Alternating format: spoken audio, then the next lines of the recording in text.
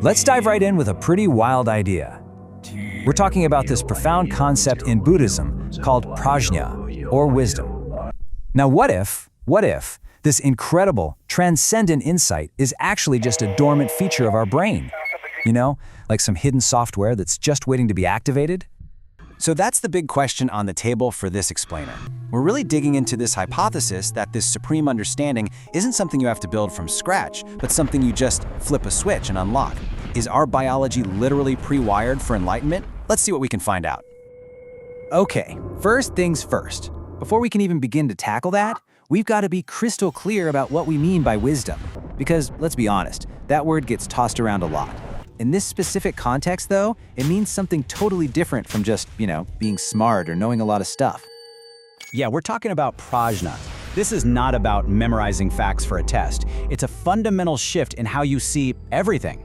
It's a direct, gut-level, experiential seeing of how reality actually is, without all the filters and stories we usually lay on top of it. And this table here, wow, it just lays out the difference so perfectly. So on one side, you've got jnana, which is knowledge. That's your world of facts and figures, right? The stuff you learn in school to build a career or fix a car. Super useful for getting by in the world. But then you look at prajna, and that's playing a whole different sport. It's not about how to do things in the world, it's about the very nature of the world itself. And you don't get it from a book, you get it by looking inside. Its whole job isn't to get you a promotion, but to completely end your confusion. They're like two totally different operating systems.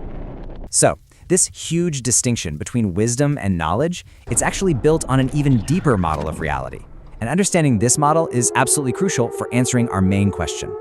In this framework, everything you are gets split into two fundamental categories. You've got nama, or mind. This is your entire inner world, your thoughts, your feelings, your awareness, consciousness itself. Then, on the other side, there's rupa, or matter. That's the physical stuff, your body, your brain. Now here's the kicker. In this view, rupa, the matter, doesn't actually experience a thing. Your brain cells don't feel happiness. You do, using the faculty of mind. This analogy just nails it. Think about it. The mind is like a driver, and the brain is the car. The driver absolutely needs the car to go anywhere, right? To interact with the physical world. But the car did not create the driver. The brain is the amazing biological instrument, but it's not the source of the consciousness that uses it. So if wisdom isn't some built-in feature we just need to activate, how in the world does it come about? Well, the answer from this tradition is very clear. It's not an activation, it's a cultivation. This isn't some mysterious, out-of-the-blue event. It's actually a pretty structured training program for the mind. You start by learning the theory, getting the map and the instructions. Then, you really think about it, you chew on it, you contemplate it until it clicks intellectually. But that last step, meditation, that's the game changer. That's where you go from just thinking about it to seeing it directly for yourself.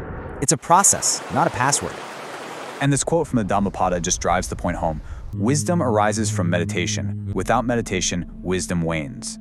It's treated just like a skill, or maybe a muscle. You train it, it gets stronger. You stop training, it gets weaker. And that just flies in the face of the idea that it's some static, pre-installed feature of our biology. Okay, but this is where I know the modern skeptic is going to jump in and say, whoa, hold on. We've got fMRI machines. We know for a fact that meditation literally changes the physical structure of the brain. And you know what? They are absolutely 100% correct. The science on this is solid. Our brains are not these fixed blocks of tissue we're stuck with. They are amazingly plastic. Every single time you learn something new, whether it's a language or a new mental habit, you are physically rewiring the neural circuits in your own head. That's just a straight-up scientific fact called neuroplasticity. And the research on people who've meditated for years is just fascinating. Scientists see tangible, measurable changes. We're talking about a thicker cortex in areas tied to focus, a calmer amygdala, which is your emotional alarm bell, and stronger connections all over the place. The brain is clearly being reshaped. But here is the massive plot twist in this whole argument. A materialist looks at that data and says, see, the brain is creating wisdom. But the Buddhist perspective flips that completely on its head. It says the mind, the nama, is the one doing the work. The mind is actively upgrading its own tool, the brain, or rupa. It's like a master violinist who painstakingly customizes her instrument to produce an even more beautiful sound. The violinist is improving the violin to better express her skill. The violin isn't spontaneously creating the music all by itself. All right, let's bring this all home. We've got this ancient philosophical model on one side and cutting-edge neuroscience on the other. And what's so cool is that they don't necessarily have to be at war with each other. So back to the big question. Is transcendent wisdom a hidden feature of the brain? Well, based on this whole line of reasoning, the answer seems to be a pretty clear no. It's not a product of the brain. It seems to be a potential of the mind. It's a quality that's painstakingly cultivated through effort, which in turn refines the brain to be a better instrument for its expression. The brain is the radio, but it doesn't write the music. And that leaves us with a question that is, well, it's genuinely mind-bending to think about.